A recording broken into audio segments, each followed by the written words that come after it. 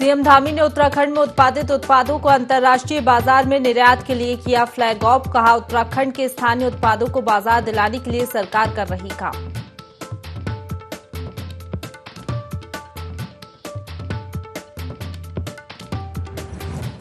महंगाई, भ्रष्टाचार और बेरोजगारी के विरोध में कांग्रेस ने किया राजभवन कूच। कई कांग्रेसी गिरफ्तार, केंद्र और राज्य सरकार पर लगाया जनता के उत्पीड़न का आरोप।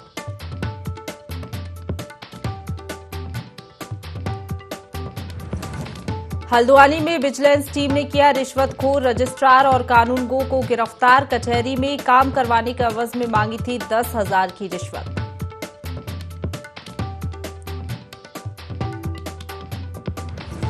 ज्वेलर्स से रंगदारी मांगने का किया पुलिस ने खुलासा। बिजनौर के 5 बदमाशों को किया गिरफ्तार। एक कुख्यात बदमाश के नाम पर मांगी जा रही थी ज्वेलर्स से रंगदारी। लोहिया पावर हाउस का किसान आयोग उपाध्यक्ष ने किया निरीक्षण। बिजली विभाग के अधिकारियों से की मुलाकात। बिजली सुचारू करने के दिए निर्देश।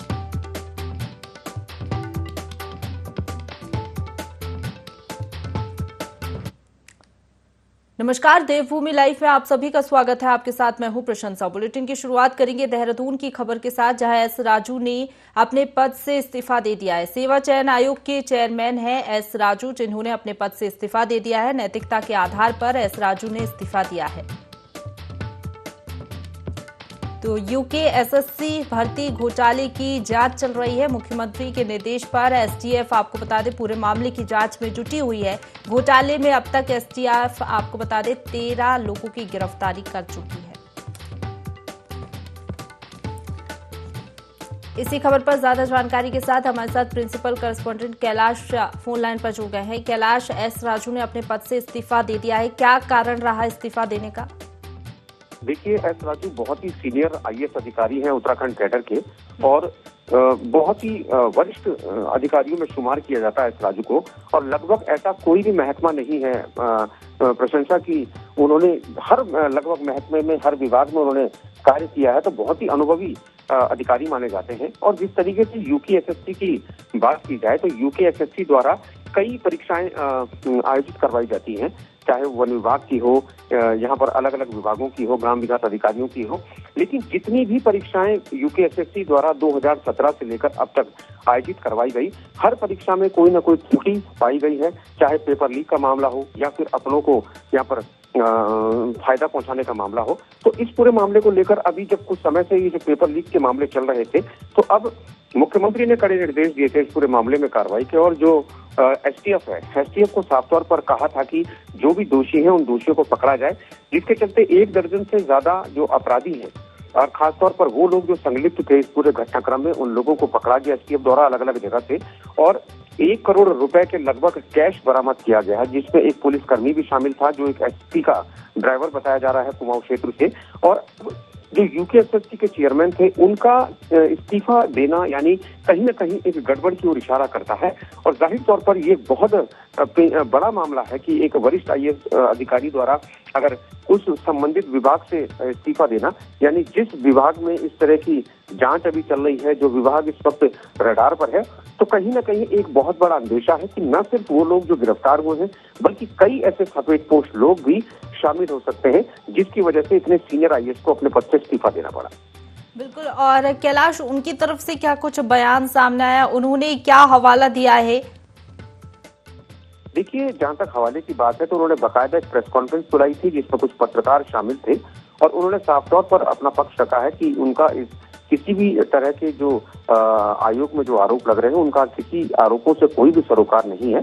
और इसी वजह से इन आरोपों के परेशान होने की वजह से ही वो अपने पद से इस्तीफा दे रहे हैं। लेकिन हाँ, ये जांच का विषय है प्रशंसा, और जांच अब जरूर होगी, क्योंकि एक आईएएस अधिकारी अगर जब किसी पद से इस्तीफा देता है, और खासतौर पर तब जब उस विभाग पर या उस आयोग पर इतने गंभीर आरोप लग रहे हैं, तो मैं समझता हूं कि अब सरकार द्वारा एक जांच कमेटी गठित की जाएगी और ये पता किया जाएगा कि आखिर क्या वो कारण है कि आयोग के जो अध्यक्ष हैं उनके द्वारा यहाँ पर इस्तीफा दिया गया है। और समझते हैं कि सरकार को और भी गंभीर इस मामले में होना पड़ेगा, ताकि जो दोषी हैं, जिन दोषियों की वजह से जो अभ्यर्थी जो तैयारी करते हैं नौकरियों की, उनके भविष्य के साथ खिलवाड़ न किया जाए। क्योंकि इससे पहले हमने देखा है कि कई बच्चे अभ्यर्थी हैं जो साल भर मेहनत करते हैं, कई सालों तक वो कोशिश करते हैं PCS IAS बनने की या फिर अलग अलग विभागों की वो तैयारी करते हैं।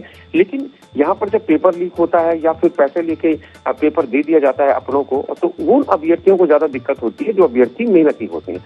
तो जाहिर तौर पर ऐसे अभ्यर्थियों के भविष्य के साथ खिलवाड़ न किया जा सके, इसलिए मुख्यमंत्री को चाहिए कि पूरे मामले जांच की जाती है पूरे मामले को लेकर कि इस्तीफा आखिरकार क्यों दिया गया है।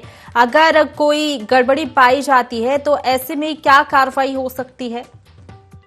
हाँ बिल्कुल, देखिए मैं वही आपको बता रहा हूँ कि जाहिर तौर पर अगर किसी भी तरह की कोई त्रुटि पाई जाती है तो गंभीर कार्रवाई इसमें होगी, क्योंकि जिस तरीके से मुख्यमंत्री ने कहा था अभी बीते दिनों कि जो ये मामला चल रहा है UPSSC द्वारा, इस मामले में कार्रवाई तब तक नहीं रुकेगी जब तक सभी दोषियों को गिरफ्तार करके जेल नहीं पहुंचाया जाता, जब तक उनसे पाई का हिसाब नहीं लिया जाता, क्योंकि मुख्यमंत्री ये मान चुके हैं कि वाकई में गड़बड़ हुई है और अब कतई भी सरकार बख्शने के मूड में नहीं है। इसीलिए STF को ये खुली छूट दी गई है कि जो भी आपसे बन पड़े आप कीजिए कार्रवाई, चाहे आपको कठोर कार्रवाई करनी पड़े। और उसी कठोर कार्रवाई का ये नतीजा है कि 13 लोगों की गिरफ्तारी हुई है और आज आयोग के अध्यक्ष, आयोग के चेयरमैन है, उनके द्वारा इस्तीफा दिया गया। जी चलिए, बहुत शुक्रिया आपका हमारे साथ जुड़ने के लिए कैलाश, और तमाम जानकारी के लिए। मुख्यमंत्री पुष्कर सिंह धामी ने एपीडा के माध्यम से उत्तराखंड में उत्पादित आम की पहली खेप शहद और राजमा के अंतर्राष्ट्रीय बाजार में निर्यात के लिए भेजे जा रहे वाहनों का फ्लैग ऑफ किया। इस अवसर पर 1.5 टन आम, 28 टन राजमा और 80 टन शहद का अंतर्राष्ट्रीय बाजार के लिए निर्यात किया गया है। इस मौके पर सीएम धामी ने कहा कि एपीडा के सहयोग से अंतर्राष्ट्रीय बाजार के लिए राज्य के जो उत्पाद भेजे जा रहे हैं, ये सराहनीय पहल है। उन्होंने आशा व्यक्त की कि आने वाले समय में उत्तराखंड के स्थानीय उत्पादों की अंतर्राष्ट्रीय मार्केटिंग के लिए गुणात्मक वृद्धि होगी। उत्पादन को कैसे अच्छी मार्केटिंग मिले, इस दिशा में सरकार द्वारा लगातार प्रयास किए जा रहे हैं। उत्पादों की ब्रांडिंग, पैकेजिंग और मार्केटिंग पर विशेष ध्यान दिया जा रहा है। उन्होंने कहा कि हमारे स्थानीय उत्पादों को अधिक से अधिक बढ़ावा मिल सके, इसके लिए प्रयास की और भी ज्यादा जरूरत है।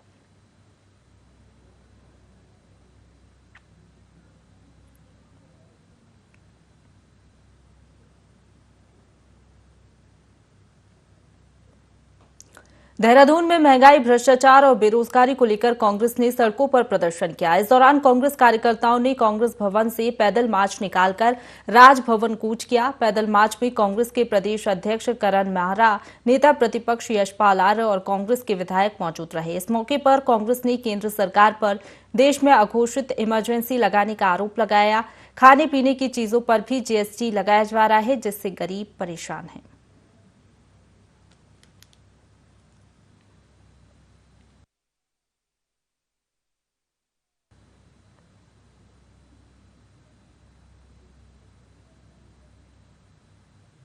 हल्द्वानी तहसील में आज उस वक्त हड़कंप मच गया जब विजिलेंस की टीम ने रजिस्ट्रार कानूनगो बनवारी लाल को रिश्वत लेते रंगे हाथों गिरफ्तार किया। विजिलेंस की टीम ने आज सुबह के समय अपना जाल बिछाकर हल्द्वानी तहसील के रजिस्ट्रार कानूनगो को गिरफ्तार किया। शिकायतकर्ता ने विजिलेंस की शिकायत की थी कि रजिस्ट्रार कानूनगो बनवारी लाल उनसे काम करवाने के एवज में 10,000 की रिश्वत की मांग कर रहे थे और आज विजिलेंस की टीम ने रजिस्ट्रार कानूनगो को रिश्वत लेते हुए रंगे हाथों गिरफ्तार किया है।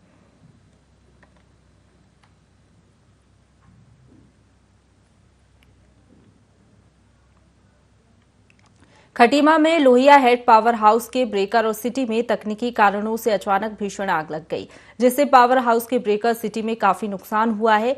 आग की लपटें काफी दूर तक नजर आ रही थी, जिससे क्षेत्र में अफरा तफरी मच गई। बामुश्किल आग पर काबू पाया गया। इस घटना से खटीमा, झनकट, बनवसा, टनकपुर समेत कई क्षेत्रों में बिजली आपूर्ति ठप रही।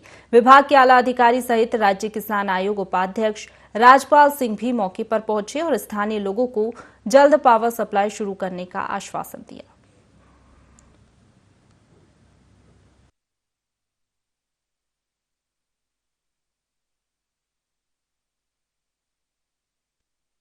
और पूरे क्षेत्र की बिजली, टनकपुर, बनवसा, जमोर, खटीमा शहर, इस साइड की सारी बिजली गुल हो गई।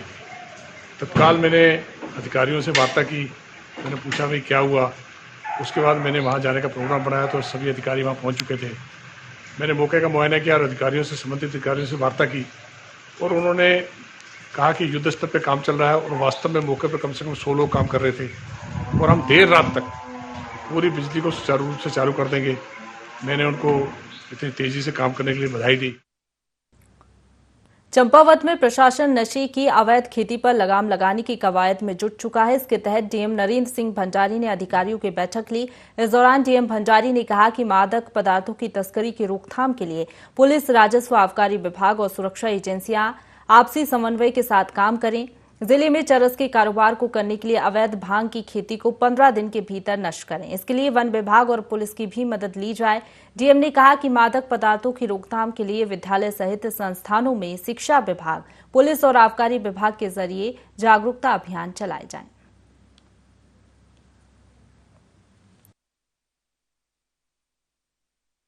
नारकोटिक्स के जो पदार्थ हैं उनके संबंध में ये निर्देश दिए गए हैं कि एक सर्वे 20 अगस्त तक कर लिया जाए, किस किस गांव में, इसमें राजस्व, पुलिस सब मिलके कि किस गांव में कितनी खेती हो रही है इन पदार्थों की।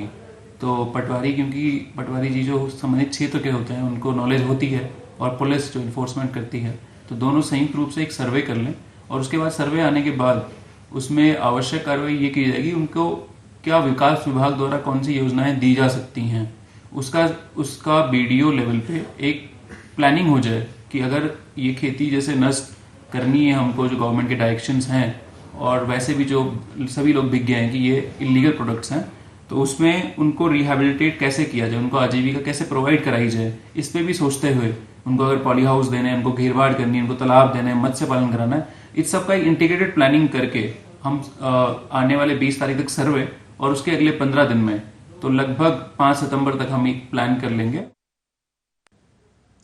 ऊधम सिंह नगर के गदरपुर में कुछ बदमाश एक परिवार पर फायरिंग कर मौके से फरार हो गए। घटना में एक महिला और बच्चा घायल हुआ है। खबर मिलते ही तत्काल पुलिस ने बदमाशों की तलाश शुरू कर दी है, जिसमें अलग अलग जगह से आरोपियों की गिरफ्तारी हुई है। आरोपियों के कब्जे से तमंचा और कारतूस भी बरामद किया गया है।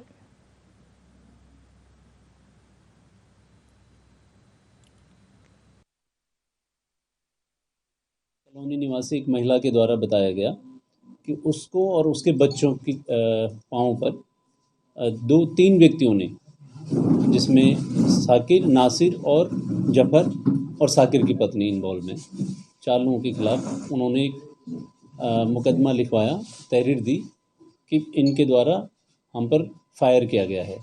और उसमें पुलिस मौके पर गई और उनके चोटें थी जिसमें कुछ छर्रे लगे थे। तो जो भी पीड़ित थे 3-4 लोग, इनका मेडिकल कराया गया और तत्काल इसके लिए टीमों का गठन किया गया। साकिर, नासिर फरार हो गए थे और जफ़र जो है वो भी कल उनके साथ ही कल अरेस्ट हुआ है और साकिर और नासिर भीमताल से गिरफ्तार हुए हैं। में जो मुकदमा था 154/22, 147, 452, 307 और 34 IPC का, इसमें कल 3 अभियुक्तों की गिरफ्तारी हुई है।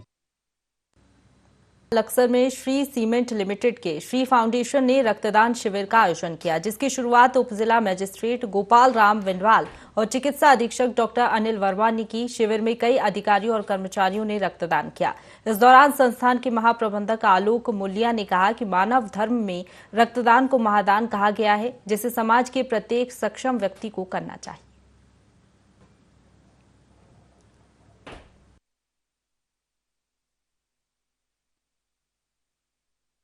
यदि मनुष्य रक्तदान करता है तो इससे बेहतर कोई दान नहीं हो सकता। हमारा दिया हुआ रक्त न जाने किस व्यक्ति को कब संकट की घड़ी में एक नया जीवन दान दे। पहले भी हमने यहाँ रक्तदान के कार्यक्रम किए हैं। एक बार श्री सीमेंट में हर प्लांट पे रक्तदान का काम करके 4000 यूनिट रक्तदान का रिकॉर्ड बनाया गया था। पिछली बार हमारा रिकॉर्ड 137 का था। मुझे पूरा भरोसा इसको तोड़ते हुए हम 150 से 200 ब्लड देने से कई प्रकार की जांचें उसकी फ्री होती है। जो ब्लड देता है उसको पता लग जाता है कि उसको हेपेटाइटिस C, हेपेटाइटिस B और लीवर की कुछ भी इस टाइप की कोई भी अगर होगी तो उसको स्वतः ही सारी बीमारियां का पता लग जाएगा। एक फायदा। दूसरा, उसके ऑर्गन्स बहुत एक्टिव फॉर्म में रहेंगे, तो उसको एक जागरूकता होगी और उसको एक कार्ड भी इश्यू होगा कि 6 महीने तक अगर उसको या किसी उसके रिलेटिव को ब्लड की जरूरत पड़ती है तो 1 यूनिट आदमी उस कार्ड को दिखा कर ले सकता है।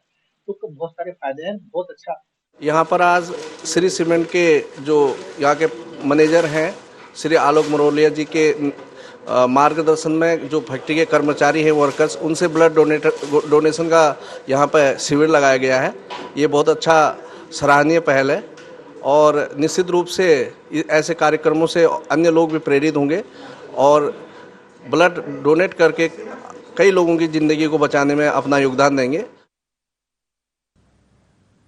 मेरठ के मवाना से पैदल यात्रा के जरिए आयुष ठाकुर नामक युवक लक्सर पहुंचा, जहां आयुष का हिंदू जागरण मंच ने स्वागत किया। इस मौके पर आयुष ने कहा कि मुझे पूरे भारतवर्ष में 11,000 किलोमीटर पैदल यात्रा करनी है। इस दौरान सबसे पहले उत्तराखंड के 4 धाम की यात्रा करूंगा, उसके बाद भारत के 4 धाम और सभी ज्योतिर्लिंग की पैदल यात्रा करूंगा।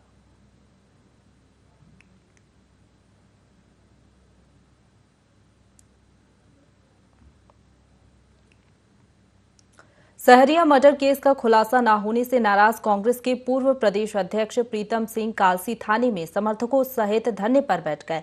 हालांकि पुलिस के विकास नगर क्षेत्र अधिकारी के मामले का खुलासा 10 दिन में करने के आश्वासन पर प्रीतम सिंह ने धरना समाप्त किया। दरअसल करीब 2 माह पहले छात्र विक्रम सिंह भारती की हत्या कर दी गई थी, लेकिन पुलिस अभी तक मामले का खुलासा नहीं कर पाई है।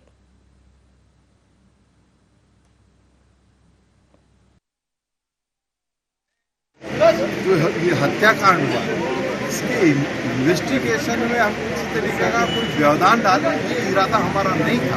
हम तो ये पूछने आए थे कि लगभग 2 महीने हो गए हैं इस हत्याकांड का खुलासा नहीं हो पाया। हत्याकांड का खुलासा होना चाहिए, वो हो जाता है। हो सकता है जो इंचार्ज है अभी नए हैं तो उन्होंने आश्वस्त किया है विदिन 10 डेज जो है।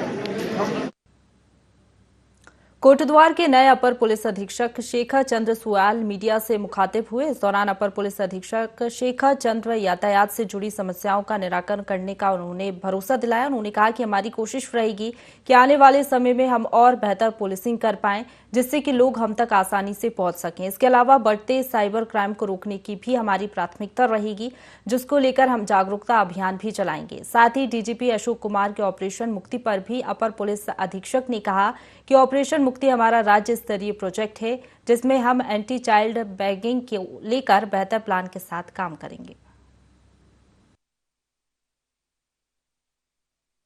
हमारी कोशिश होगी कि अगले आने वाले समय में हम और एक बेहतर पुलिसिंग और इन्फ्लुएंसिव पुलिसिंग का यहाँ पर नज़ारा पेश करें। एक अच्छी पुलिसिंग यहाँ पर इस्टेब्लिश हो।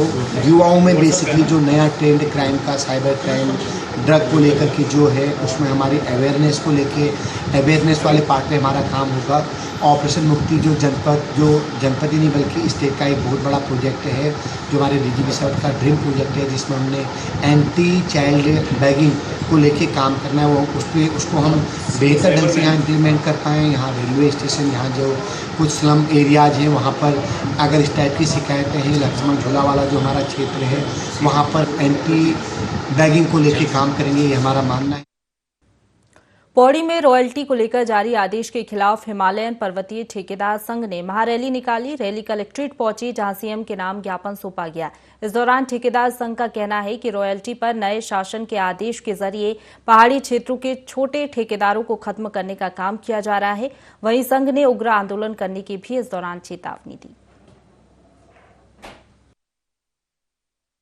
1 लाख का ठेकेदार था, आज वो नंगा हो गया, वो भीख मांग रहा है आज। और जो करोड़पति ठेकेदार है वो अरबपति होता चला जा रहा है। सरकार की पॉलिसी है कि छोटों को खत्म कर दो इनको, क्योंकि गर्दन पे तलवार रखी हुई है इन्होंने। ये पहले तो लोग चाहते हैं कि बेरोजगारी थोड़ा समस्या है, रोजगार के साधन छुड़ाने चाहिए। पर्वतीय यहाँ इलाके में क्या है सिस्टम है, यहाँ पर रोजगार का क्या है? हर कोई लगा नहीं सकता यहाँ, सेब की दुकान कोई जूस यहाँ बना नहीं सकता, गन्ना कोई नहीं कर सकता यहाँ। केवल एक मात्र ठेकेदारी है यहाँ पे, वो भी इन्होंने गले में पैर रख दिया है। ये सब बड़े जो बाहर के रुपये हैं कुछ, उनके लाभ पहुँचाने के लिए है मात्र।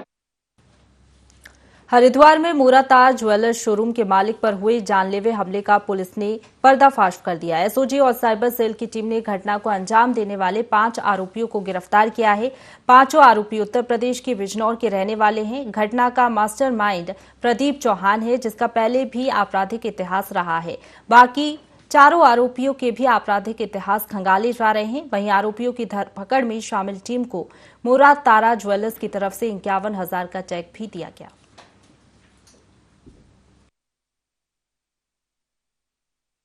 के नेतृत्व में जो पुलिस की टीम, रेल चौकी इंचार्ज ने और एसओजी की टीम ने जैसे पूरे इन सबको पकड़ा इतने कम समय में, सबको जो कि सब अंडर सर्वेलेंस में थे लेकिन तब भी एकदम दबे हुए थे, इन सबको पकड़ने में जैसे पुलिस टीम का सहयोग रहा वो बहुत ही सराहनीय था। मैं उन सबको थैंक यू बोलूँगा कि हमारी सेफ्टी के लिए हम उन्हीं के पास जाते हैं और वो हमारा सपोर्ट करते हैं तो हमें बहुत अच्छा लगता है।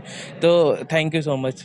को जिस दिन मेन कांवड़ भी था उस दिन एक जो प्रतिष्ठित यहाँ के ज्वेलर हैं उन पर एक फायर किया गया था और उसके अगले दिन उस फायर का रेफरेंस देते हुए उनसे एक कुख्यात के नाम पर फिरौती मांगी गई थी। क्योंकि ये एक सनसनीखेज घटना थी तो इसको बड़ी गंभीरता से हम लोगों ने लिया और 4 टीमें लगातार इसमें काम कर रही थी। पूरे एक लगभग सप्ताह के प्रयास के बाद, उससे भी अधिक के प्रयास के बाद अंततः पुलिस के हाथ सफलता लगी है और इसका जो मेन मास्टरमाइंड है वो और उसके साथ 4 और सहयोगी 5 लोग पुलिस ने गिरफ्तार किए गए हैं और इस प्रकार इस केस का जो खुलासा हो गया है। इसका जो मास्टरमाइंड है वो पहले भी अपराध कर चुका है, डकैती के मामले में जेल जा चुका है। यद्यपि वो काफ़ी पढ़ा लिखा है लेकिन वो जल्दी पैसा कमाने की चाहत में इस अपराध में अभी भी घुसा हुआ है और उसके साथ के जो लोग थे वो भी इसी चक्कर में इसके साथ आ गए। लक्सर के हरिद्वार मार्ग पर एक डंपर ने सड़क किनारे खड़े ट्रक को टक्कर मार दी। गनीमत रही कि इस घटना में राहगीर और ड्राइवर किसी को कोई चोटें नहीं आई हैं। वहीं खबर मिलते ही मौके पर पुलिस पहुंची और ड्राइवर को हिरासत में लेकर पूछताछ की जा रही है।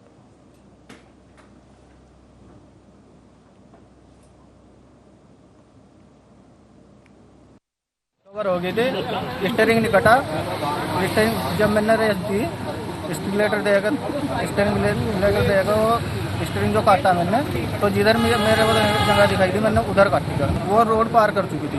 हमारे मैंने दूसरी साइड ली गाड़ी। आजादी के अमृत महोत्सव के तहत भारत तिब्बत सीमा पुलिस अकादमी में 72 फीट ऊंचा राष्ट्रीय ध्वज फहराया गया। कार्यक्रम के मुख्य अतिथि भारतीय पुलिस सेवा महानिरीक्षक नीलाम किशोर रहे, जिन्होंने राष्ट्रीय ध्वज का उद्घाटन और ध्वजारोहण किया। मीडिया से बात करते हुए उन्होंने कहा कि राष्ट्रीय ध्वज हमारी एकता और अखंडता का परिचायक है। उन्होंने कहा कि इस ध्वज की स्थापना करने से प्राचीन नाग मंदिर के साथ ये स्थान पर्यटकों के लिए विशेष आकर्षण का केंद्र बन जाएगा और यहां आने वाले पर्यटकों को भारत तिब्बत सीमा पुलिस बल और राष्ट्रीय ध्वज के बारे में जानने का मौका मिलेगा।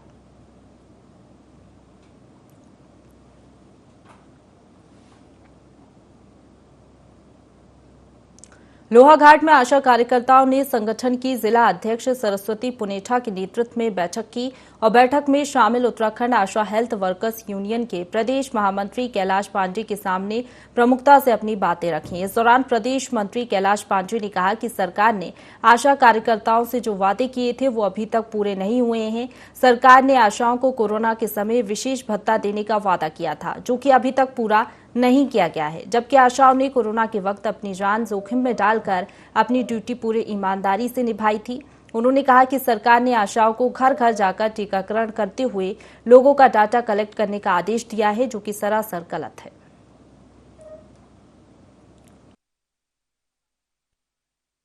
कोई न्यूनतम वेतन नहीं मिल रहा है, कर्मचारी का दर्जा नहीं मिल रहा है, जबकि स्वास्थ्य विभाग का सारा काम आशाएं कर रही हैं। और पिछली बार मुख्यमंत्री जी ने वायदा किया था कि हम आशाओं को मानदेय देंगे और 6 महीने के मुख्यमंत्री जब वो बने थे तब उन्होंने वायदा किया। अब तो प्रचंड बहुमत से 5 साल के मुख्यमंत्री बने हैं तो हम उनको वायदा याद दिलाना चाहते हैं कि आशाओं को जो उन्होंने कहा था कि मानदेय देंगे उस मानदेय का वादा पूरा करें। और आशाओं को जब WHO ने भी कहा कि आशाओं के काम के कारण ही कोरोना इस देश के भीतर जो लड़ाई लड़ी गई है उसमें आशाओं की महत्वपूर्ण भूमिका रही है, तो केवल सम्मान और बधाई से काम नहीं चलेगा बल्कि आशाओं को उनका हक मिले। हम जो है तो सरकार से ये कहना चाहेंगे, हमारा अभी जो है तो ये संगठन का अभी जो हमने अधिवेशन किया है इसमें जो है तो हमने पुनः संगठन का किया है। उसके बाद जो है तो हमें जो ये कोरोना काल का सितंबर से पैसा नहीं दिया गया है, सरकार ने पैसा नहीं दिया और हमें फिर से ड्यूटी करवा रहे हैं, तो हम लोग तब तक ड्यूटी नहीं करेंगे जब तक हमारा वो पैसा नहीं आएगा खाते में। और दूसरी बात, मार्च से हमारा अप्रैल से पैसा कोई खाते में नहीं आया है, तो वो पैसा भी हमारा जल्दी से जल्दी डाला जाए ताकि आशा बहनें अपने घर को सुचारू रूप से चला सकें। दिक्कतें आ रही है आशाओं के लिए। इसी के साथ बुलेटिन में फिलहाल इतना ही। खबरों का सिलसिला लगातार जारी है, आप बने रहिए हमारे साथ।